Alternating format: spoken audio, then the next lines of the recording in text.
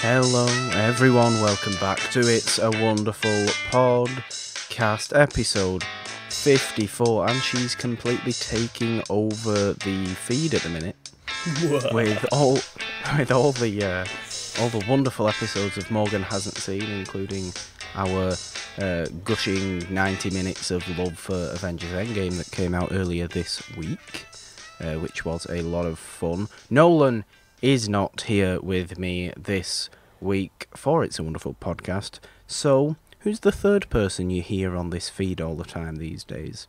It's Jeannine the Machine. Jeannine Bryce, hello. Hello. How are you doing, Morgan? I'm okay. Are you okay? I am okay. Everything is okay then. I'm extra specially more okay because of the movie you chose for this week. As we mentioned in last week's It's a Wonderful Podcast, or as Nolan mentioned, I should say, we are going to be focusing on monster movies for the rest of May. This is not a monster movie we have today, but that's simply because Nolan isn't here. When Nolan is here, back next week, for the rest of May, we will be having another genre month focusing on monster movies, and it's going to be ridiculous because it's quite possibly going to be our most ridiculous month of movies yet, because monster movies tend to be ridiculous, wouldn't you agree, Jeannine? I would agree, but also Especially a lot of fun. Yes. Especially ones from the 50s. Yes. We have our ideas of which ones we are going to do as well. I'm still picking one, but we'll get to that when we get to that, because this isn't a monster movie that we are doing this week. Jeannine, what are we doing this week? We are doing a Bedknobs and Broomsticks. Low-key the greatest Disney movie of all time. Yes, the unsung stepchild of Mary Poppins. It really is. Yeah. It really is. Mary Poppins with Nazis was, I think, what you called it. Yeah, essentially. Yeah, it really is. But I have a very, very deep fondness for Bedknobs and Broomsticks. Why did you pick this one for this week? Well, I'm actually helping to write questions for a Disney exhibition match in the Schmodown, and so I'm kind of in that Disney zone. And I was trying to think of a movie like a classic Disney movie, because I'm not too huge on classic Disney movies, but I remember loving this one, and I actually don't think I've seen it as an adult. So it was definitely one I wanted to revisit. And usually when that happens, it's a movie you kind of loved as a child, and then you try to go back to it as an adult. Usually you find out it's not as good as you remember it being. But yeah, I'm happy to say that wasn't the case here. I enjoyed it just as much. So I'm ready to delve into this fun little movie. Yeah, I mean, I haven't seen it in years and years and years either, but I would probably watch this. I would watch this so very often. It actually holds quite a similar place to, for anybody that remembers my whole story with Oliver the Musical from 1968 that we did a little while back on this show, me and Nolan, when we compared the 1948 Oliver twist to the 1968 musical that I love so much. Bedknobs and Broomsticks actually holds a similar personal place like that movie does, because I would always watch it with my granddad, or my great-granddad, who was the formative person in my childhood life, and we would watch this movie a great deal. I feel like it's very underwatched. Yes, and it's not talked about very much either. And you said Oliver, like there is a whole sequence that reminded me a lot of Oliver. It's quite similar. Yes. It's a little bit similar. Yes. Except Oliver doesn't have an animated football match with lions and crocodiles and all that. And it also doesn't have any witches in. Yeah. Well, it was the Portobello Road sequence. That's what I was Yeah. referring to. That very much reminded me of that whole street scene in Oliver. Kind of a shame, really, kind of a missed opportunity that when we were in London a couple of months ago, why the hell didn't we go to Portobello Road and I sing this song? know. We should have. We really should have done that. That is a great missed opportunity. But before we do delve in, you said you aren't so familiar with classic Disney. How far back do you go? Is it that sort of Disney Renaissance, Little Mermaid kind of deal? Yes, I'm more of a Disney Renaissance person. I do like some classic Disney. You know, I love 101 Dalmatians. I think that was like the 70s. Robin It's Hood late 60s, I was think. the 70s. Yeah. Yeah. Robin Hood's great. Oh my Yes. god, I love Robin Hood. Yes. There's just a preface. There's one little thing in Bedknobs and Broomsticks that's like, oh, they actually did this a couple of years before they did this again in Robin Hood. Yes. So that was fun. Lady and the Tramp. I love that one. I've actually never seen Lady and the Oh, Tramp. you Morgan need to hasn't watch seen it. Lady and the Oh Tramp. my Jeannine. gosh, it's so good. And I was singing a part from one of the songs in Lady and the Tramp because it's like all the dogs in the pound are singing about the tramp. Like Peggy Lee is singing a song about the tramp Okay. and explaining the tramp to Lady. And there's a part in the song where this bulldog starts going bum ba bum rough, bum ba bum rough. So I was doing that, and the person didn't know like what I was talking about. So I put on the song, and I was like, "This is a really good song." Like all the dogs are like making dog sounds to add to the song. It's like, yeah, the music in that movie is really good. So definitely one of my favorite classic Disney movies. Do you ever get your own bulldogs to perform that song? I tried. I just looked at them like, why don't you guys do this?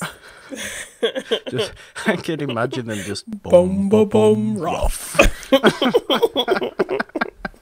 Oh, that's so ridiculous. I love that Yes, so yes. much. So that we might have to add that to the Morgan hasn't seen list somehow. Morgan hasn't seen Disney movies. Would Okay. be quite a good one, because I'm somewhat the opposite of you. Whereas I like the older Disneys, the original Disney princess movies, the stuff from the 40s. A little bit of this, not all the stuff from the 40s, as we know, Yeah, shouldn't be discussed. a lot of racist things, and like Yeah. I've tried to watch like the older princess movies, thinking, oh yeah, I remember loving this, and just not really keeping my attention. You know, like Like Sleeping Beauty is actually my favourite princess movie. that is one I revisited, thinking I really loved it, and aside from the Maleficent stuff, I was not really into it. I don't know. I've just come out with that bold statement right there. That's actually not true, because Okay. Moana is my favourite Disney princess movie. But I Okay. forget that recent Disney exists because it's a lot different. Yeah, it's totally different. I also do like that you introduced me to Princess and the Frog. Yes, one of my That's favorites. Kind of one of the last. It was kind of like their revisit to the whole hand drawn thing after years of not doing it. Yeah. So, yeah. I do tend to prefer the hand drawn, which is why I do like the older stuff. And obviously in your favoured time, the Disney Renaissance, they sort of merged a little bit. It was hand drawn, but it was also very sort of grand and Yes. almost. I don't know if they did use a little bit of computer stuff, but it was extremely advanced hand-drawn animation. Oh, yeah. I think that's when they kind of started getting into that, like with the big ballroom scene in Beauty and the Beast. That's And exactly I think what I'm thinking. they did a little bit of that, you know, in Aladdin with like the lamp and stuff. Yeah. Yeah. But they in Bedknobs and Broomsticks, which is actually the movie we're talking about. Yes. This is not a general Disney Just- movie discussion. They like you said before, it is the stepchild of Mary Poppins. Like, some of the songs definitely have that feel. I mean, it's the Sherman Brothers as well who wrote these songs. Yeah. Some of the songs were actually meant to be used for Mary Poppins. Okay. Yeah, that's the Beautiful interesting. Briny Sea was meant for Mary Poppins, but of course things got cut, and so they decided to use that song for this movie. I mean, that is actually my favourite song in Yes. Bedknobs and Broomsticks, like, by far. Yeah.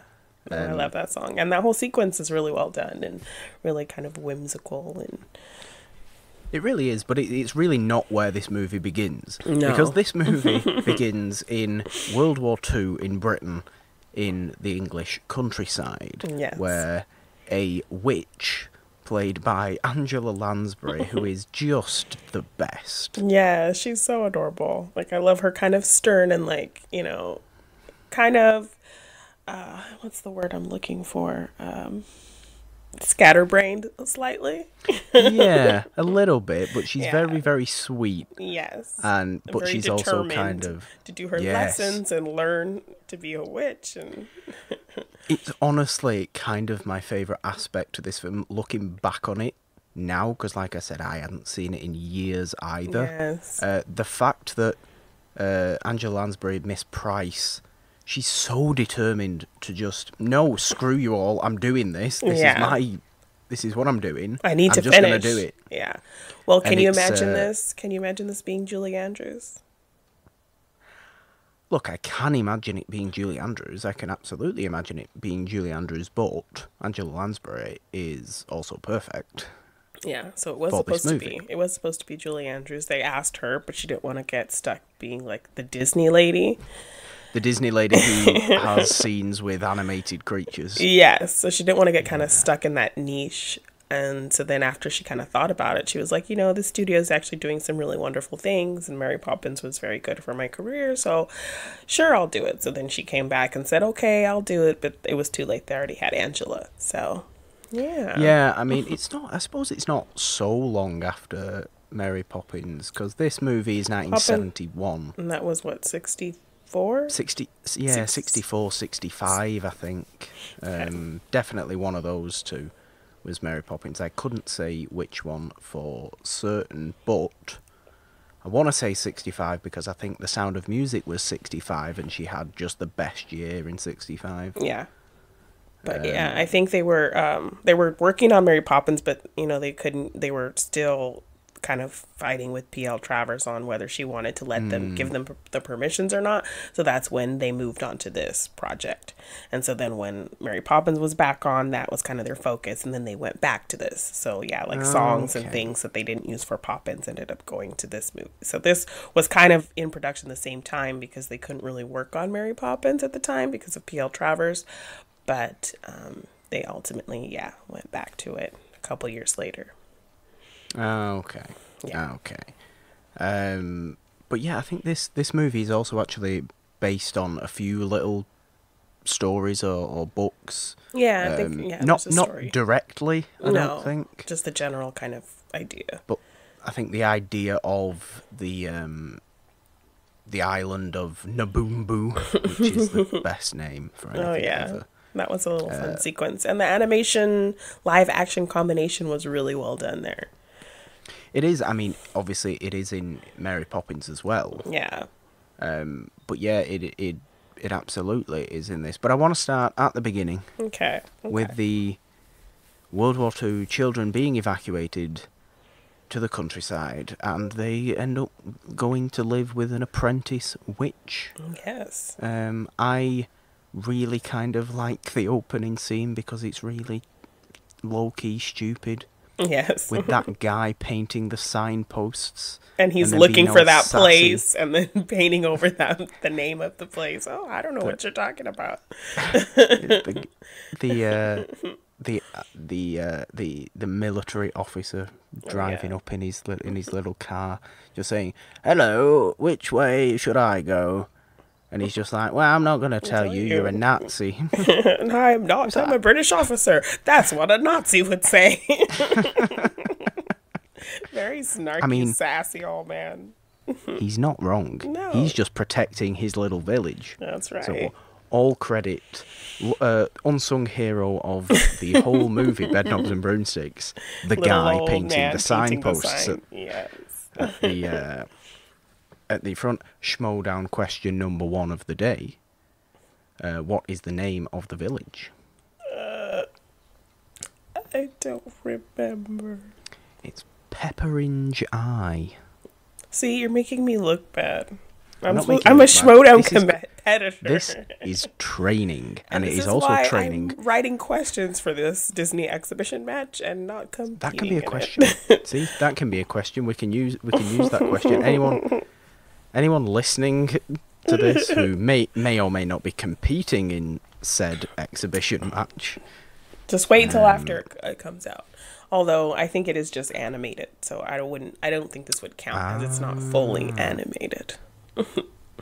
But it could be one of those trick questions that gets challenged. It's true. Okay. But yeah, I mean, also what I've always kind of found bizarre about this movie is that Roddy McDowall, Yes. who plays the sort of vicar, I want to say. Yes. He's third billing in this movie. And he has He's nothing in to it for do. like 30 seconds. Aside from like one line of dialogue and then his hat floating away, he doesn't really do much else. He turns up at the very beginning, gets sort of blown away by Angela Lansbury's little motorbike Her green fumes, smoke. which horrendous pollution, by Yes, the way, it's very like- very bad. Like neon green smoke coming out of the back of this bike. Ridiculous. But he seems to be very, and I don't know why I'm focusing on this. He's kind of like very slapstick in his face and stuff. Yeah, his expressions. He's got such an expressive face for the very, very small amount that he's in this Yes. movie. But we also get a song right at the start, which is the Old Home Guard with all the old men. Yes, and I was watching a little bit of an interview with Angela Lansbury, and she talked about how that was kind of a real thing at the time. That there would be all the like home soldiers who had fought in World War I, and they were kind of still kind of stayed as a troop and would like march and protect and patrol and all that kind of thing. Yeah, I mean, I remember in school, in like primary school, so like age of 10, learning about everything to do with World War II, and obviously I'm a British human being, so we learn it from a British standpoint. Yeah.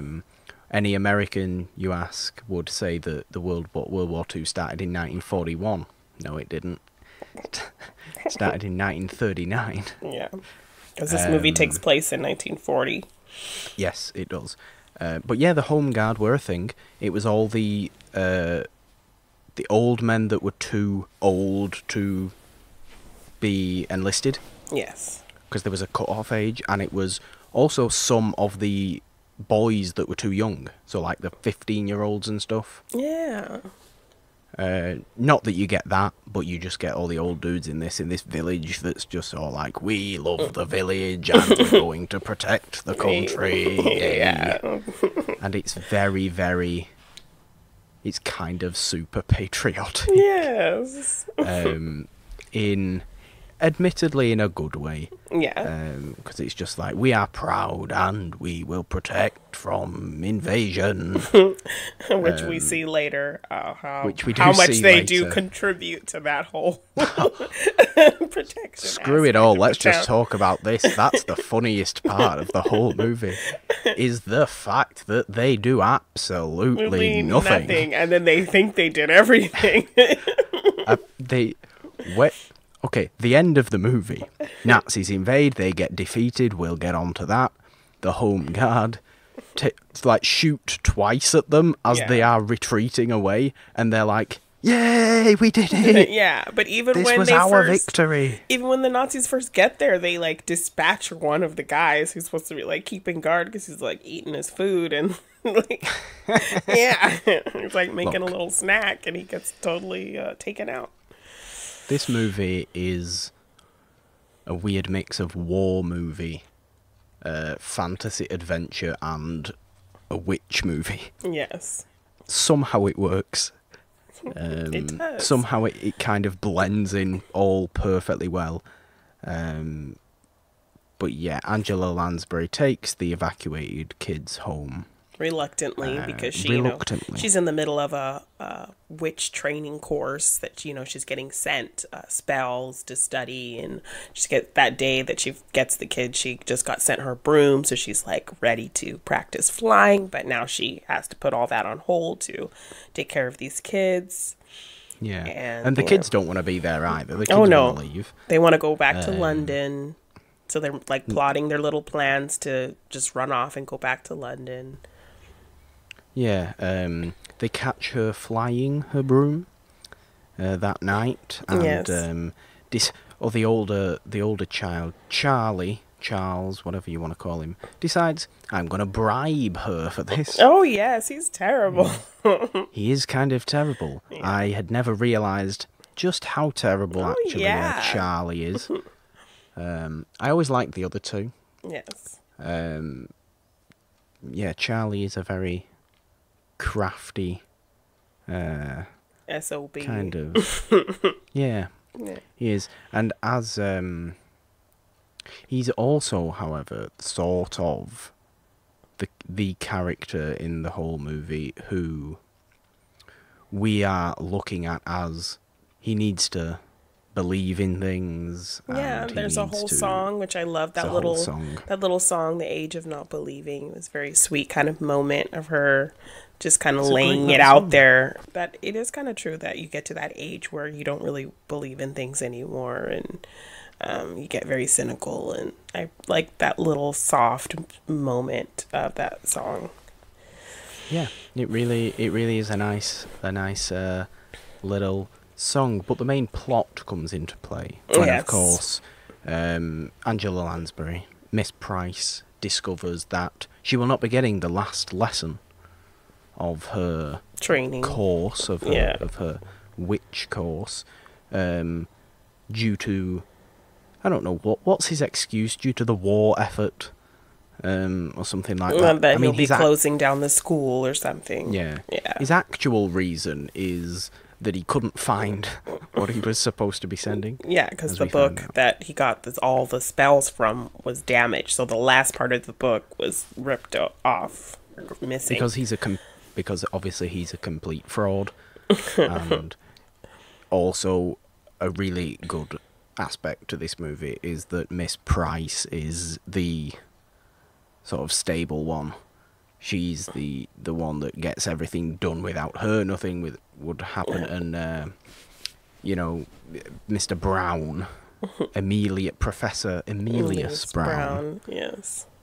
Schmodown. He's kind of turns out to be like the wizard. He's an idiot. Like the Wizard of Oz. Exactly. It's exactly like that. He's kind of just like a bumbling, sad street magician who's, pretending to be this professor who's just to make money. Yeah. Turns out the spells he's been sending to Miss Price that he never thought they worked, well, they actually do work. Yeah. They are actually magical. Yes, and she actually has the ability to do them. Can we just go back a little bit to her first trying to ride the broom? We absolutely can. I did really enjoy that sequence where she, they tell her she has to sit on it like a lady, and the broom just goes flying into the wall. And then she's like, okay, this isn't working. I'm just going to straddle this thing. I'm just going to get on it and straddle it and just do what I need to do. So and the cat's judging her. Yes, that evil cat just hissing at everybody. Question number 2. What's the name of the cat? I know it. Oh my gosh. She knows. Can she pull it? 3-pointer. It's a 2-word name. It is a 2-word name. She needs the repeat. She's getting the count. 5, 4, 3, Cosmic, 2. Why do I want to say Cosmic Creepers or something? Because that's the name. That's why. Yay! Cosmic 3 creepers. points. Oh my gosh. I don't know Cosmic how. creepers. I don't know how I pulled that.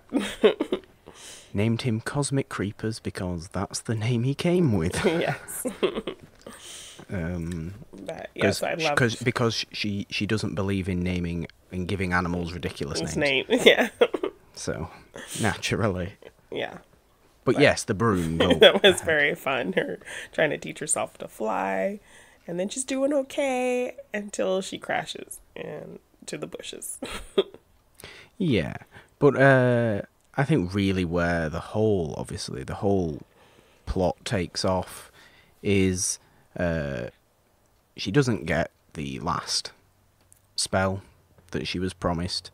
And it is the whole sort of, they call it substitutionary locomotion. It's bringing inanimate objects to life.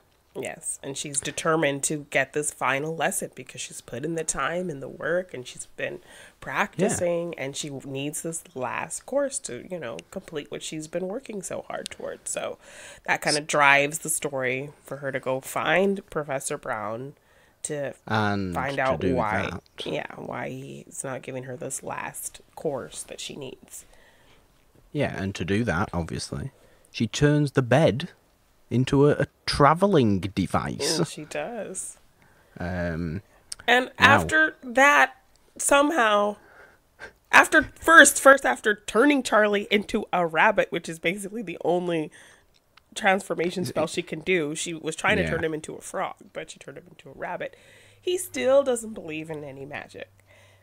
No, he's absolutely not convinced magic exists, despite the fact he's already been a rabbit for at least 2 minutes. Yeah, and a good little chase from Cosmic Creepers. From Cosmic Creepers. Yeah, it's probably a good idea that he didn't turn into a frog if you were watching this movie. Yeah, I'd be slightly terrified, as that is my greatest fear.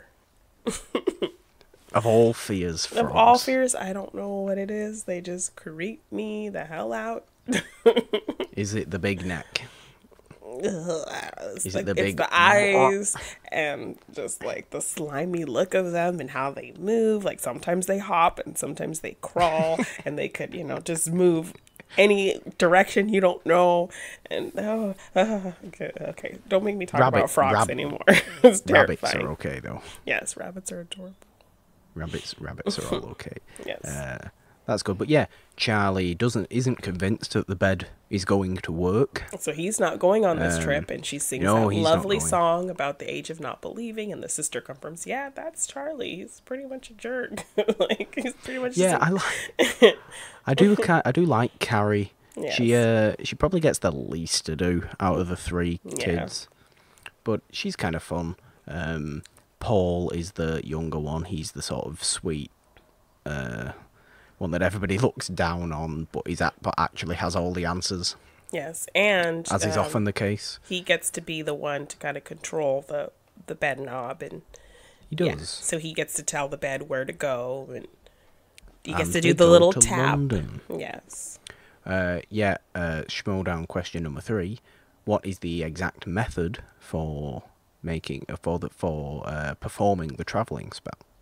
You say the name of the place you want to go, and then you turn it a quarter turn to the left. Yes. And then you tap it 3 times. See, you're getting better. The first was a miss. We've hit the last 2. We're on good percentage now. So 8 points in round 3. Yay. But yeah, so they go to London. Turn. Yeah. They go to London. They meet Professor Brown, who has a little weird song of his own right at the start of his whole during his magic act, where people are just really disappointed with him. Yeah. It's all going wrong for poor old Mr. Brown. Yes. However, I would like to take this time right now. Professor Brown, played by David Tomlinson, sports a mustache.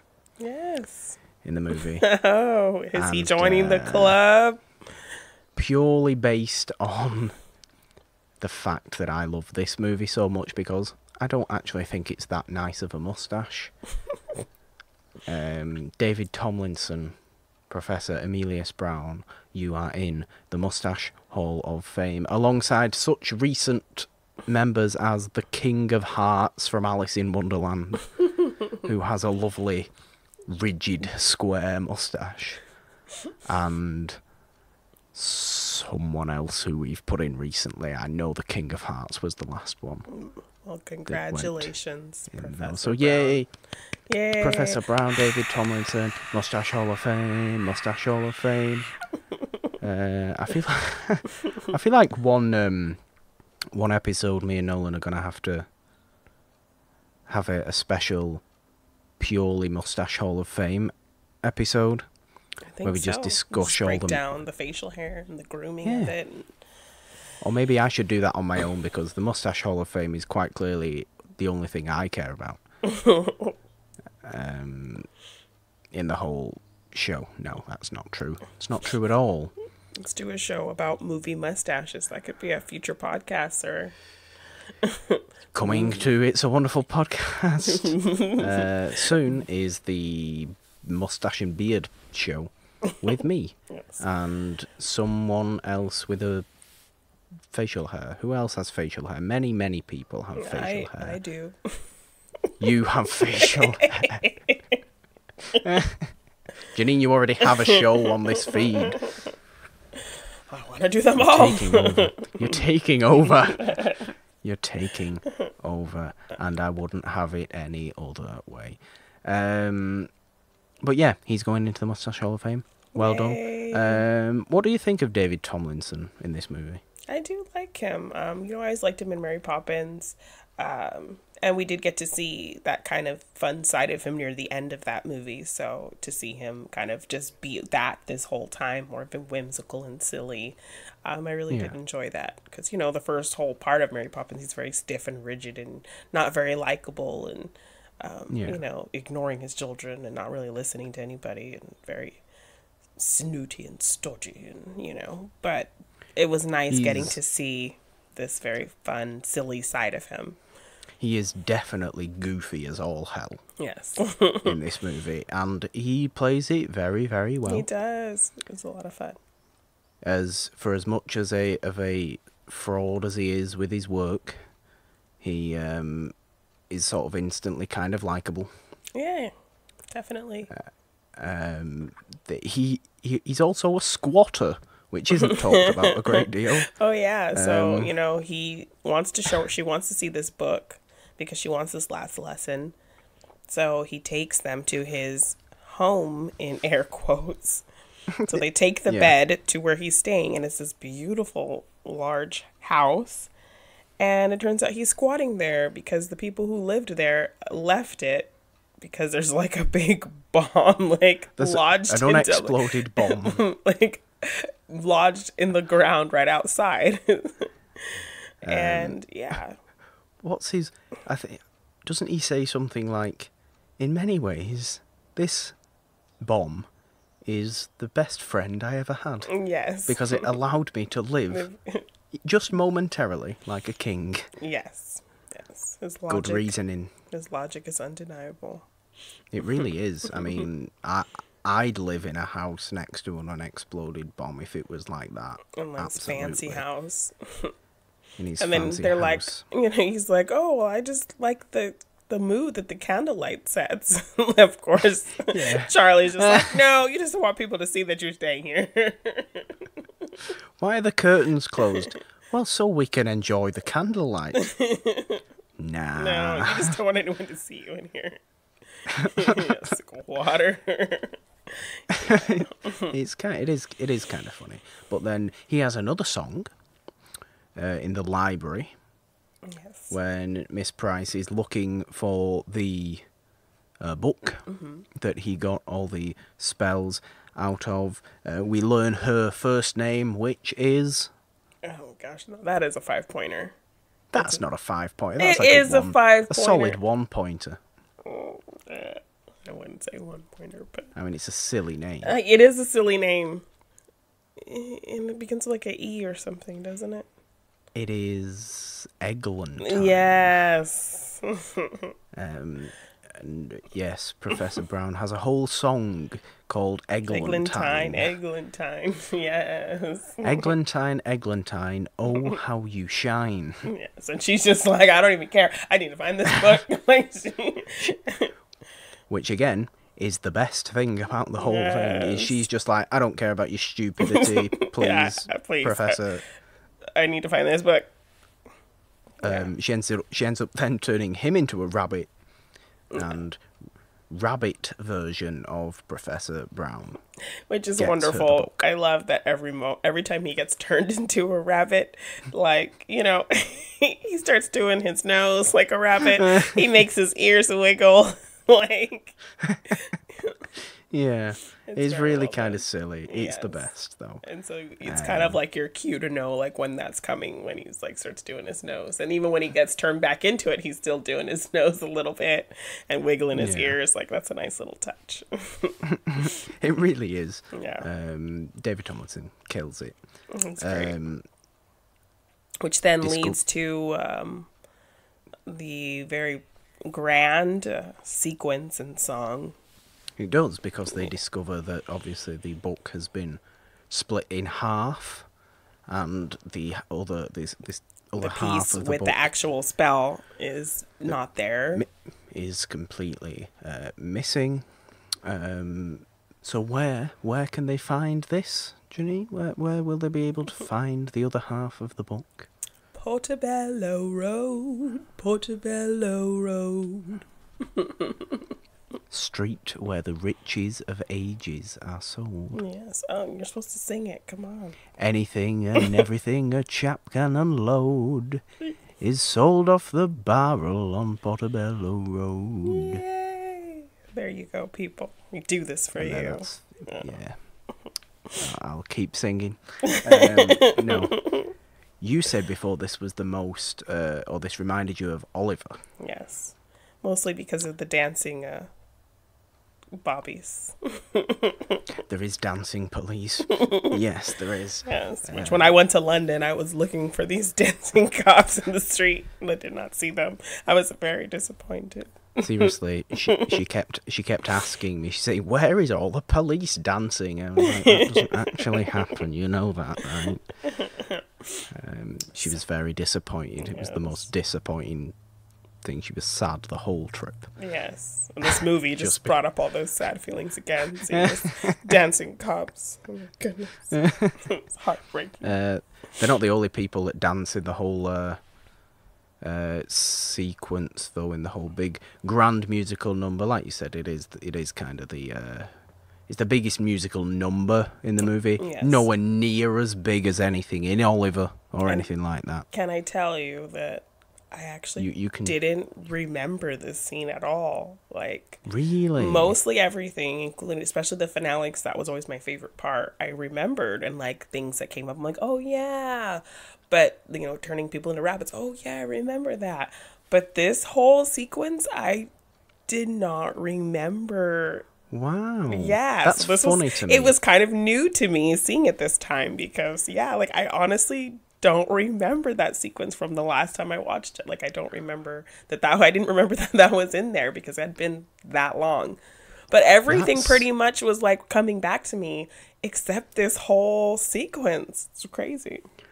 That is strange to me because it happens to be the song that gets stuck in my head the easiest. Yes, and it's I don't think it's the best biggest song, kind of like I grandest said. sequence with the most people and And the most cultural appropriation. yeah. Oh yeah. When they Of get the, all the specific races coming in and doing like the musical Specific cues. dances, yeah. The black people come in, so let's do some steel pan music. As much as steel pan music is very nice. Yes, steel pan And, invented in Trinidad, where my family's from. So Applause for Trinidad. Applause for Trinidad. Yay, Trinidad. Don't think the cultural appropriation there was quite as bad as the when the Indian men came in and did a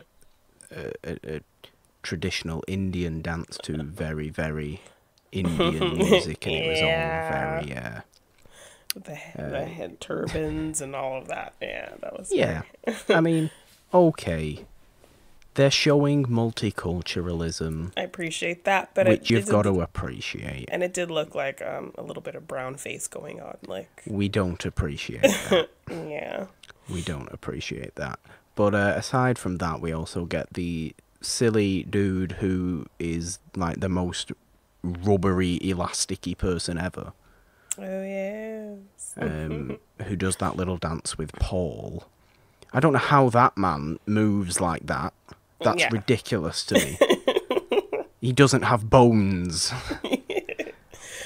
He's just elastic on a human. It's weird. The original inspiration for Elastigirl. I mean, obviously. Yeah. Obviously. What else do we get in that whole thing? Aside from the dancing cops.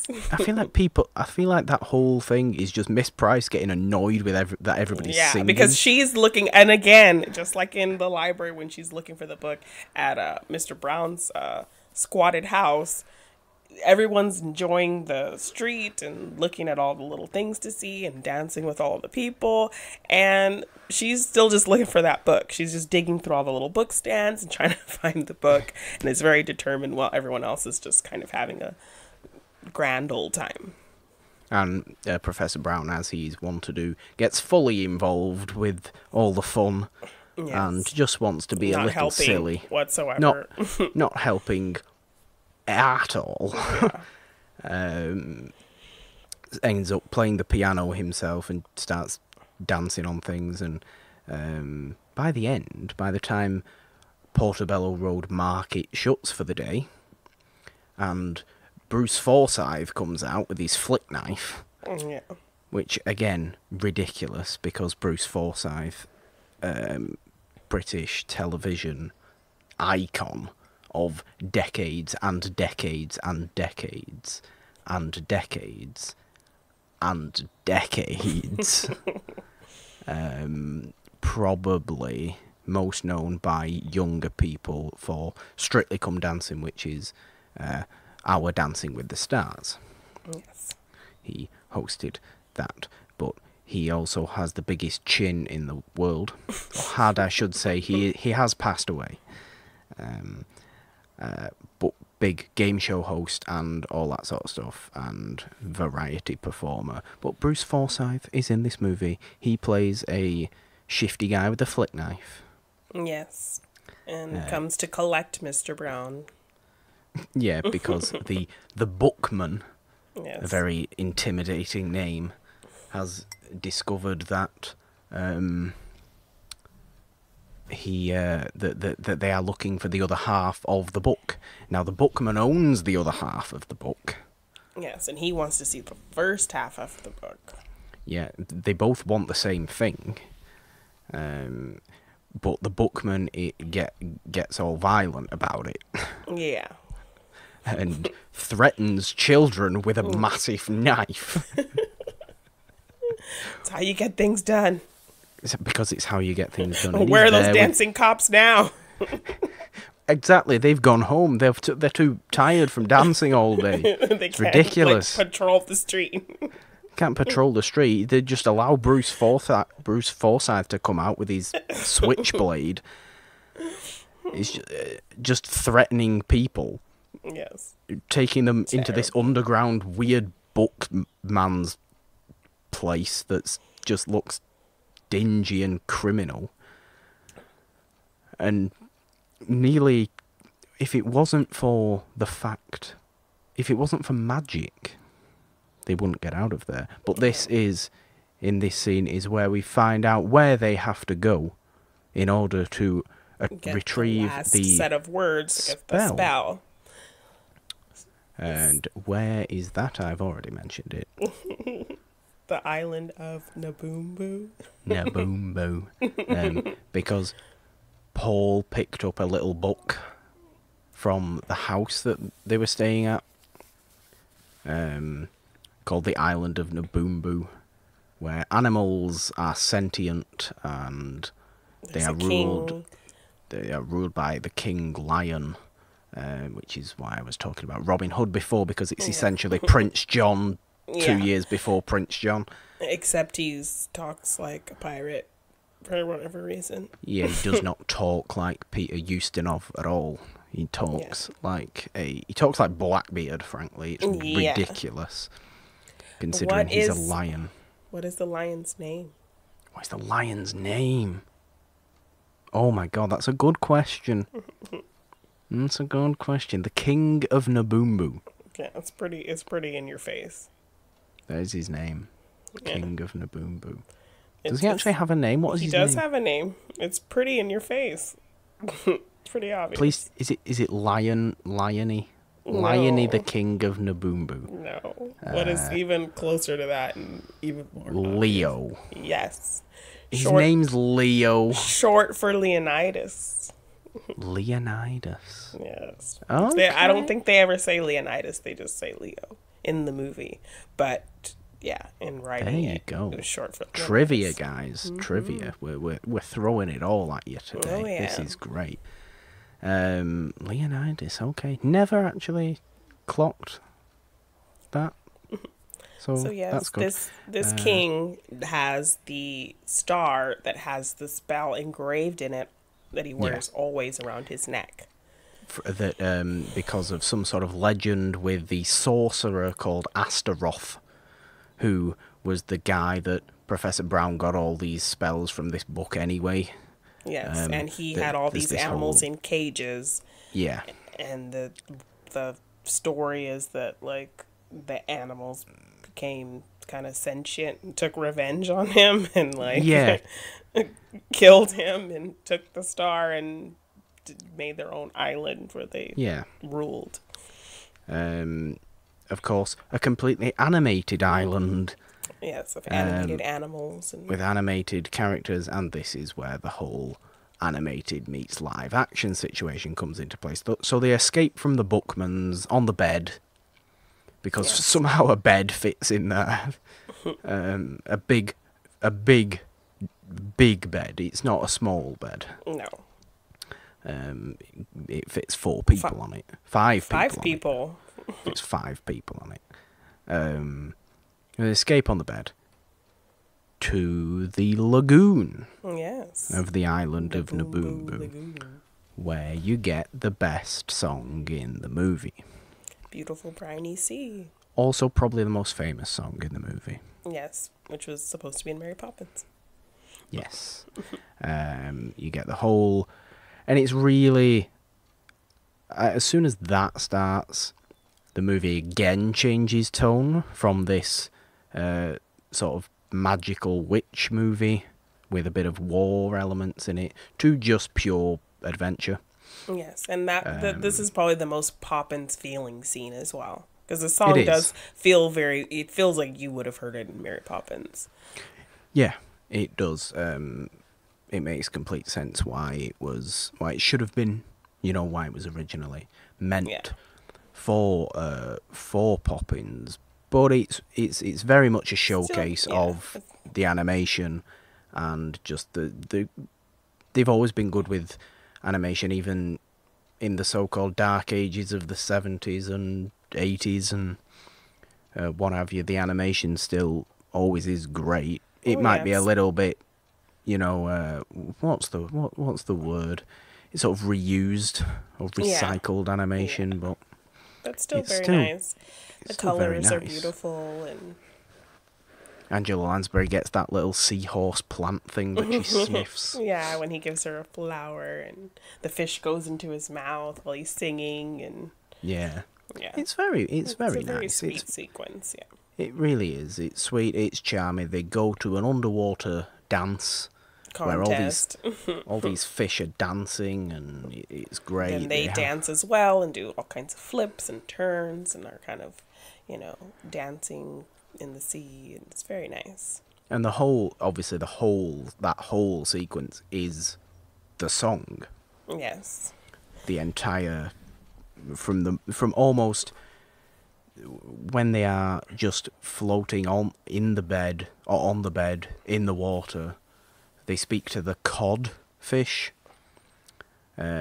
start singing, and then until they get hooked up by that bear Yeah, for they are singing fishing or this song. peopling, they are singing the song, and the whole thing is the song, and it's great. And I think it's meant to build their kind of romance. This whole scene. Yeah. Yes, it absolutely Yes. is. You know, they win a nice dance competition. They're being Mr. Brown and Miss Price being very sweet to each other, like you said before. He gives her She that has flower. throw some little salsa moves in there. It was a very adorable little scene. Angela Lansbury again, though, She is just like the cutest knocks thing. it out the park. Yes. Obviously, she herself. You were talking about Julie Andrews before, and could you see Julie Andrews in this role? But Angela Lansbury herself is a Disney icon. Wonderful. And I feel like her chemistry with David Tomlinson was very good. Absolutely. I don't know that Julie Andrews would have the same chemistry with him. I think what's good about Angela Lansbury is that she actually comes off as a little bit sillier than Julie Andrews. Yeah. Just as a person, I think Angela Lansbury is a little bit more comedic. Yes. Yeah. She was very kind of disappointed because since they had a lot of like these complex, animation integrated with the live action scenes, everything was planned out and storyboarded so kind of strictly to abide to that she didn't get the opportunity to improvise as much as she wanted to. So that was something she was always very disappointed about in doing this movie, that she didn't really have that freedom to improvise and kind of explore her character more, because she kind of was stuck to these rigid storyboards in order for them to do all the animation and all of that stuff around them. So that was one of her disappointments about this movie, was that she just didn't get that opportunity because of how it was so, But obviously sad. that shows just her level of sort of dedication, the fact that she wanted to have as much fun as possible while doing it. Yeah, and she wanted to be more organic, really getting to know her character, but it was very kind of rigid because of what they had to animate and put them in and the specific scenes they had to do. So, yeah. So obviously then we get to the land part of the island. The Leonidas, the king, is very shouty and loud, and his little bird assistant, Snooty Bird, who is low-key the best character again in the whole movie. Yes. Who's just like, yes, no, you cannot see him today. It's like, thank you. That was really good, Morgan. I think I do a pretty good impression of that character, and the Pirate King. With the I don't know Pirate why. Lion King. There's nothing about his look or anything that would cause him to talk so piratey, but he's very piratey and yarg, and it's weird. It's weird. Again, a wonderful thing about the movie is the fact that he's only angry because he can't play football this year. Yes. Because there's no referee. No one wants to volunteer to be referee, and then you find out why, because the referee gets beat the hell up. It's just so good. So Mr. Brown volunteers to be the referee so that they can get closer to the king and get this necklace off his neck that has the spell on it. And look, for those listening to this that don't know Bedknobs and Broomsticks at all, and it just sounds like complete nonsense from start. It is complete nonsense. Somehow it does all blend together nice, but yeah, the king is mad purely because there's no referee for his football match, soccer match. Because the referee always gets violently abused. Yeah, so no one wants to ever volunteer to do it. So Mr. Brown bravely volunteers so they can kind of get closer to him and sneak the necklace. Because that's the whole plan, is to get the necklace with the spell on from the king. So that's why he does do that. We get the whole football match play out. That was really fun. It is really kind of really funny because there's one team of complete brutes and then one team of just like what appears to be really timid, scared animals. I happen to think the ostrich has the most technical ability. Yes. The cheetah is very good as well, but he has trouble. Good. He's fast. He burns Professor Brown's feet running by. He cannot keep his pants up, so he's constantly holding onto his pants. The cheetah. Yeah, it's all very silly. Yes. It's all very silly. By the end, like I said, by the end, the game has turned into complete carnage. Yes, the kangaroo's getting in there. Yeah, it's all. The Professor Brown has been completely flattened and trampled. Oh, and we cannot forget the vultures. The vultures. So the vultures have the gurney. They're ready to pull somebody out of the game if they get injured. So as soon as somebody gets injured, they get all excited and they come trotting out with their gurney. And the king's like, no, they're fine. And then they're all sad and they got to go back. And then Professor Brown gets totally beat up some more, and they come all excited with their gurney again, and then, oh no, it's fine, and then they have to go back. Like, they just want to, like, see something. They want to have something to do. They want to, like, pick somebody up off the field and every time. And I love the fact that it's vultures as well. Yeah.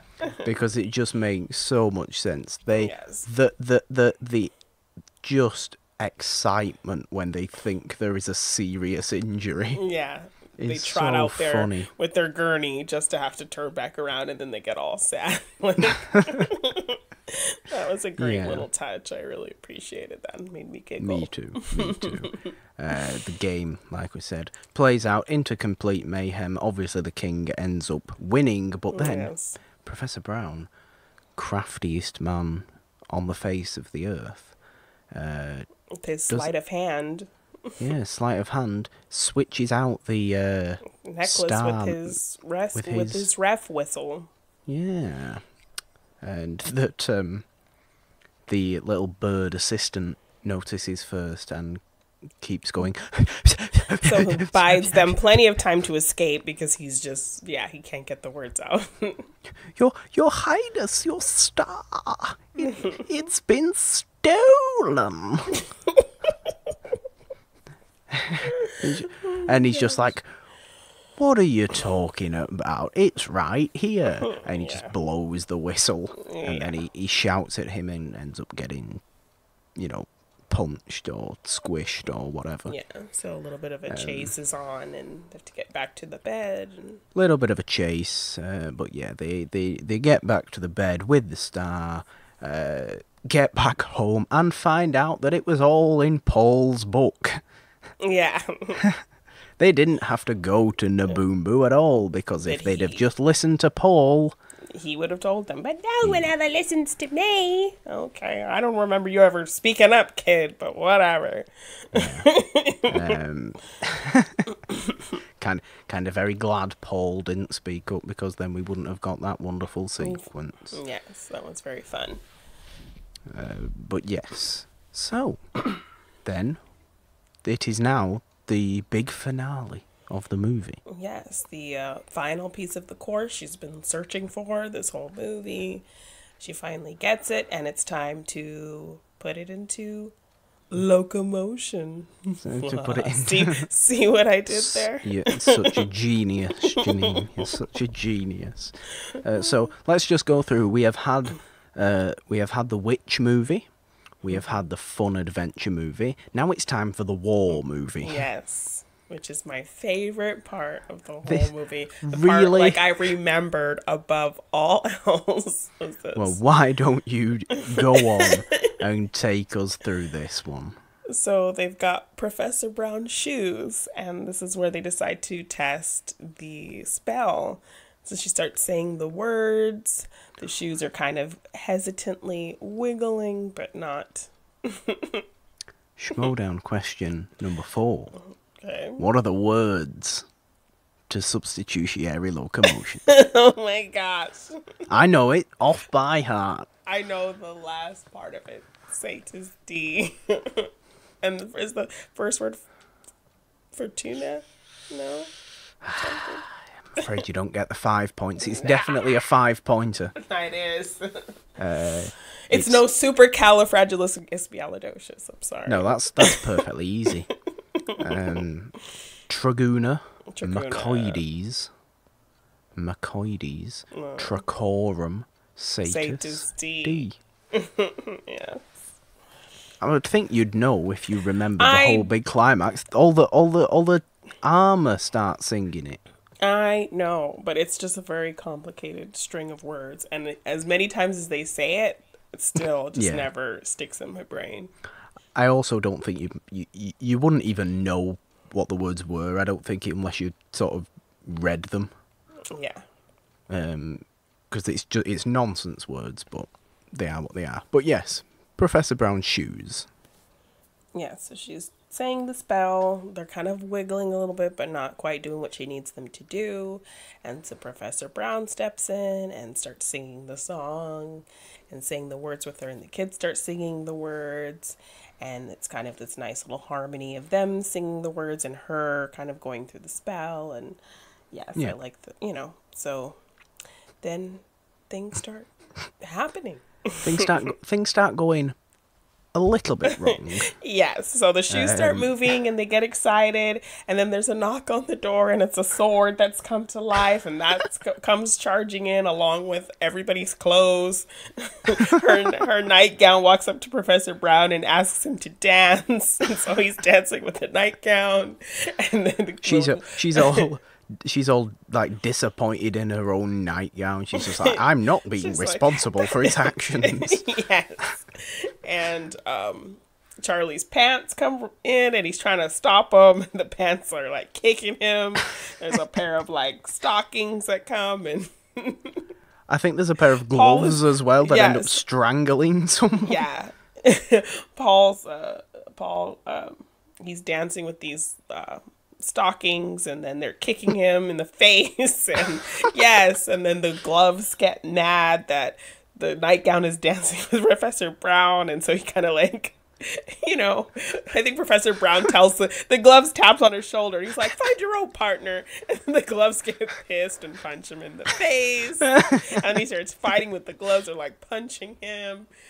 And so he tells her there's a spell and that he had sent her to make it stop.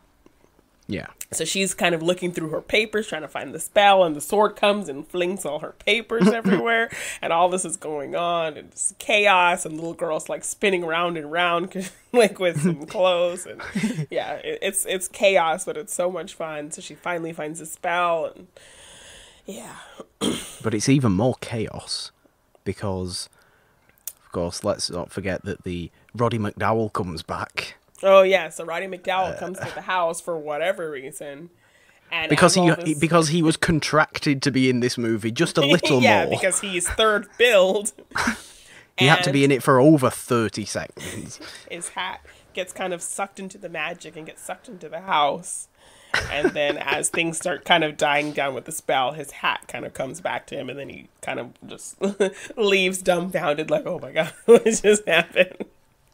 I want to say this right now. I actually think the effects are really well done. Yes. They are so well done. Yes.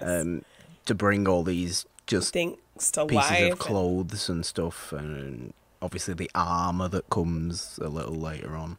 Just to bring it all to life is just really, really impressive. Yes. And this was kind of a good setup because, I mean, if you hadn't seen this before, you wouldn't know what it was kind of leading to. Yeah. So this was kind of just a fun way to show how the spell worked. It was. Of course, it all goes little wrong when actual Nazis start invading. Yes, so one of the old men guards is kind of like, patrolling, making himself something to eat, and then someone comes from behind and grabs him. So then that's when you see that all the Nazis have arrived, and the Nazis are, however, incredibly stupid. Yes. But this is after Professor Brown decides he's going to leave. That's true. Professor Brown does end up Oh no, because the The woman. lady comes back. So the woman who was kind of in charge of finding all the children homes, Yeah. Miss Price originally told her this is just temporary until you can find a place. So the woman comes to the door and she's like, "Oh, good news! I found a place for the kids." But now she's kind of grown attached to the children. The children Yeah. have grown attached to her. You know, with Mr. Brown there, they kind of feel like a little family. Yeah. And so she tells her, "Oh, my circumstances have changed." And Paul shouts, "And we have a dad now." And Mr. Brown's like, It's like it's been a day. yeah. I mean, I feel like that they've all kind of become a cute little family, which is sweet in that short period of time. But yes, So Paul is do I. already like, "Daddy," and he's like, "Oh." And so she tells her, "Okay, well, your circumstances have changed. Okay, bye." She leaves, and then Mr. Brown decides he's gonna go as well. Yes, he does. But then he sort of has a little bit of a crisis of faith while he's waiting at the train station. Yes, he sees a vision of Angela Lansbury as his magician's assistant. Which is weird. Yeah, I've always felt that was very strange. But yeah. he also sees a couple of Nazis. Nazis. He hears them talking and sees them, so he knows there's trouble afoot. He does. And he comes back and helps out. Yeah, so they all kind of, Miss Price and the kids kind of get held hostage by some Nazis who come to her house, and she Yeah. keeps threatening to turn them into rabbits, and she's about to, but then of course she forgets the last part of the spell. So she asks Charlie to get her book, and the Nazis are like, "Stop him," and it turns Yeah. into a whole thing, and so then Mr. Brown has to kind of come and help them out, and he ends up using the spell on himself because he's trying Yeah. to hide from these Nazis. So he looks into a mirror and he says the spell and he starts doing his little nose twitching ears. He's no longer a fraud street magician. No, He he actually performs uses the magic. spell and performs magic and turns himself into a rabbit and runs away to help. Yeah. And the Nazis are all dumbfounded and confused, and they all end up kind of hiding out at the museum that has Yes. all the armor, and leads to my favorite part of the movie. Where the substitutionary locomotion spell is In full force. performed in full force, and all the suits of armor come to life. You get that great shot of them all on the hill. Yes, and her Which is leading the like- charge on her broom with a little British flag on the back and her Yeah. little like army helmet on And a she's, sword. Yes, and she's got a sword on her broom flying, leading the charge. Like that is such a good shot. Like that's such a great image. It really is. And Yes. yeah, you get that whole battle between incredibly Nazis. stupid Nazis. And the empty magical armor coming to life and fighting, and it's silly and it's so much fun. It really I is. love it so much. It really is. And you should all go and watch Bedknobs and Broomsticks.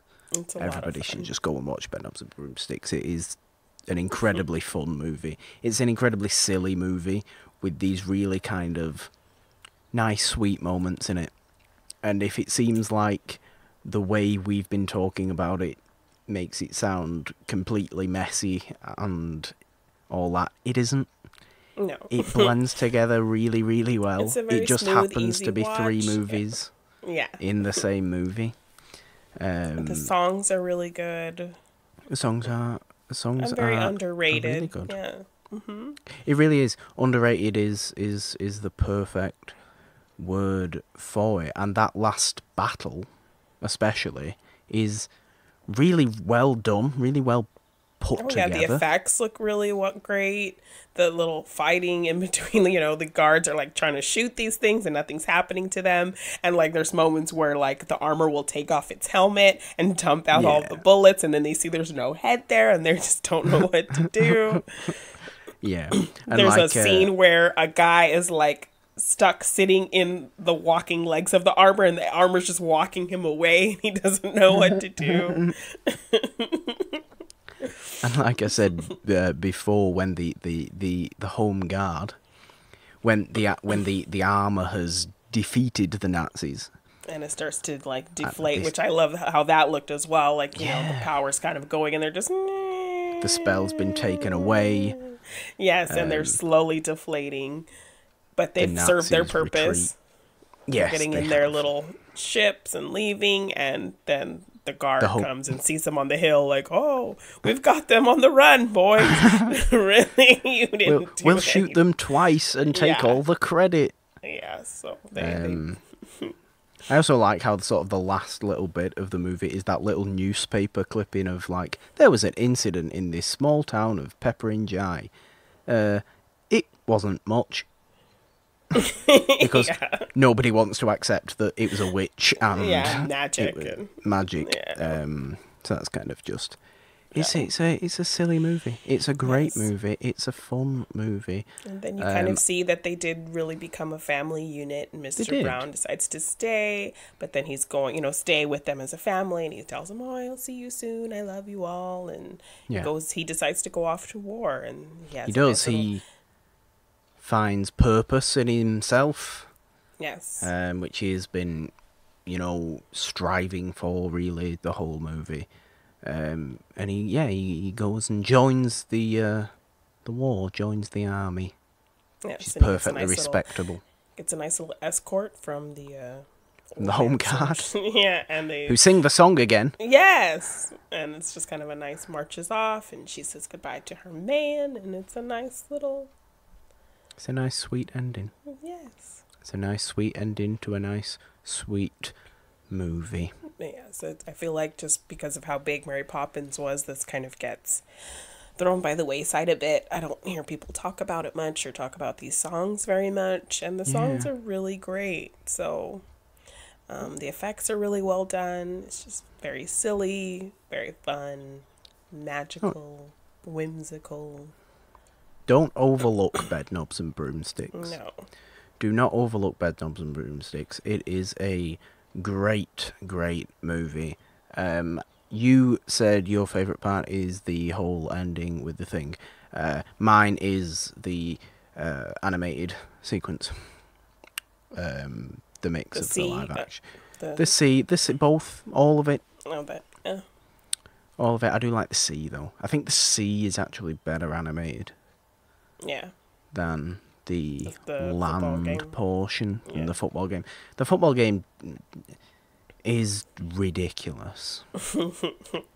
It is ridiculous. I also love during that football game that you get Charlie sat there watching it, who's just shouting abuse at the referee, despite the fact that the referee is Professor Brown. Yes, on his side.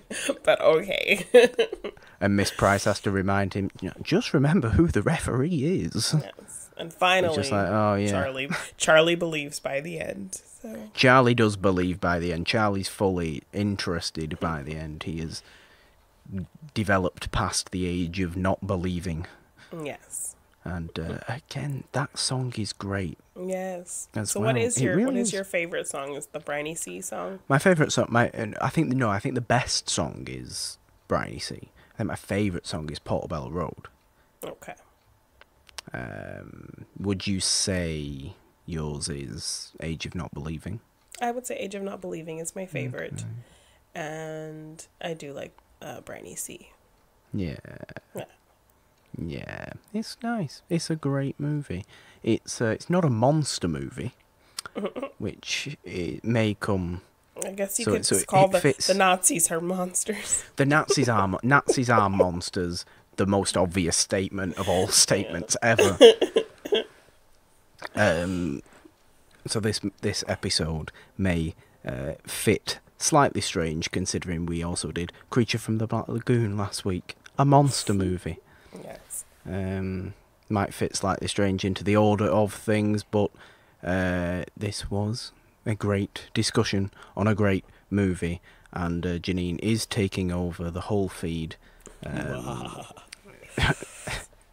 And unless there is anything else you would like to say about Bedknobs and Broomsticks other than just how awesome it is and that people should watch it. Yes. Yes, just check it out. It's a very fun movie. There's more out there than Mary Poppins. There is. It was equally as wonderful. So if you do like Mary Poppins, you will enjoy this movie. So give it a shot. Guaranteed. Yeah.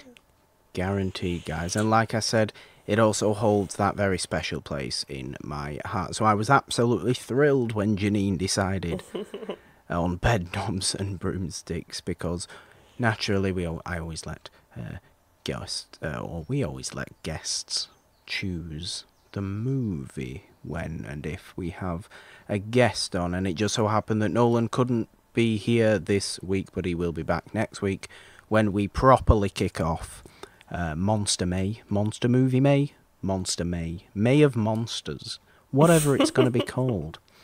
Not quite sure what movie we're actually doing next week, but I know we do have a few that we will be doing and that we want to do. But I don't know which one is coming first. That is up to Nolan and his own choice, so you'll have to wait to see on that. It might end up being Them, the big ant movie. Ooh. You know, the giant ants, which I have never seen. Morgan hasn't seen, is also a show on the It's a Wonderful podcast feed. What a good segue that was. Proud of myself. Yes, so you can actually regularly find me. Yes, Jeannine, on this feed. Jeannine, you are the co-host of Morgan Hasn't Seen. I have talked way too much, as I always do, and please plug away anything that you wish to plug away, including potentially that show. Yes. So, you can find me regularly on this feed on the show Morgan Hasn't Seen, where I force Morgan to watch a series of movies he's missed, and we discuss them. We will have fun bonus movies and maybe some polls in future to let you guys help us choose what the bonus film will be. We just finished our run of the MCU. Morgan had missed 6 movies in that series, and then we had our bonus episode on Endgame, all out now on the It's a Wonderful podcast feed. And this time we will be talking about John Wick. Leading up to John Wick 3. So we will be discussing John Wick 1, John Wick 2, John Wick 3, and our bonus film will be Point Break. Which doesn't have anything to do with John Wick, but it does star Keanu Reeves. And Morgan hasn't seen it. So I think Morgan hasn't seen. Yes. So look out for that coming up this month. And then you can find me on Twitter and Instagram at Jeannine Debean. I got a TeePublic shop under G9 Design, and you can find me at Molten Fest on May 10th, 11th, and 12th selling my art. So that'll be very fun, and thank you for having me, Morgan. Much appreciated. I was very happy to fill in. Of course, you can also, find Jeannine on the Schmodown. Oh, yeah, that. As the Machine. Jeannine, the Machine. The greatest character in the history of the Schmodown. Yeah, bias. There may be a little bit of bias. But yes, like Jeannine said, go and check out Morgan Hasn't Seen, where you can listen to our nonsense. If you want to do that, the John Wick stuff will be starting next Wednesday. If you're listening to this on the day that it comes out, but we are kicking straight off with that, and I am looking forward to seeing such movies, because Morgan hasn't seen, and I always talk in the third person when I say that, just because it's what I do now and I can't stop myself, and it's weird, admittedly, but it's what I do. That is the second show you can find on the It's a Wonderful podcast feed. This is the main show, the flagship show. And coming soon, movie mustaches. Coming soon, of course. Movie facial hair, movie mustaches. We can't forget that. With me and another person with a beard. It's not actually going to happen, guys, but maybe it will. Who knows? Who knows? I'm sure you'll find another moustache, facial hair enthusiast to well, join you. If anyone would like to pitch a show about movie facial hair that they want to be put on this feed, I'm sure we can have a discussion on that. Maybe I don't even have to be on the show. Maybe it can be a whole network of shows, and wouldn't that just be wonderful? Yes, it would. I am very cheesy. It's a wonderful podcast. See, you don't have to explain it, Jeannine. Everybody got that. Everybody got that from what I was saying. God damn it. I had to make that obvious. Yeah. I had to. Guys, thank you for listening to episode 54 of It's a Wonderful Podcast. Subscribe to this podcast feed, download the episodes of this show and Morgan Hasn't Seen. Find the show on Twitter at It's a Wonderful One. Find the show in general on Apple Podcasts, Spotify, Stitcher, Podbean, Google Podcast, and all the other ones that I always mention but sometimes forget. Podcast Addict. I always like finding new weird ones that hardly anybody listens on, because everybody's usually either Spotify, Google, or Apple. But hell, some people do listen to this show on Podcast Addict. So I have the numbers to prove it. So, you know, if you're the one person who listens on Podcast Addict, thank you for listening. But yes, go on over to our Apple Podcasts and leave a nice 5-star rate and review, and depending on which show it is about, we will read it out with a huge big loving thank you, because those ratings and reviews really help the show and really help the feed, and that's just great, and it gives, it makes us want to keep doing this, and we want to keep doing it anyway. It's too much fun. Yes. But to hear that people enjoy it means the world to us, whether it is It's a Wonderful Podcast or Morgan Hasn't Seen. Whatever it is, it's great. We love y'all. Find me on Twitter at the Purple Don with a 3 instead of the E in the, because 3 is the magic number.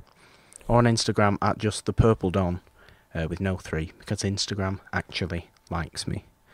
Twitter doesn't like me. I still believe that there is someone on Twitter with just the Purple Don, who has now maybe been defunct for 8 years. But then you wouldn't be able to say 3 is the magic number. No, I wouldn't. My whole catchphrase would be out the window, and wouldn't that be a damn shame? Yes. Because my catchphrase, I'm sure, is the most notable catchphrase of any show on the internet. Of course. Of all shows ever. Way bigger than anything else. Guys, thank you for listening to another episode of It's a Wonderful Podcast. Do all that good stuff like I've told you to do. Nolan isn't here to see us out. I don't like to force Jeannine to do that, because I like to be evil to Nolan and make him do that every week. I always have done. So I will just say, until, well, I guess Wednesday, when we'll be back with John Wick on Morgan Hasn't Seen. Yes. See you then, guys. Bye, guys. Bye.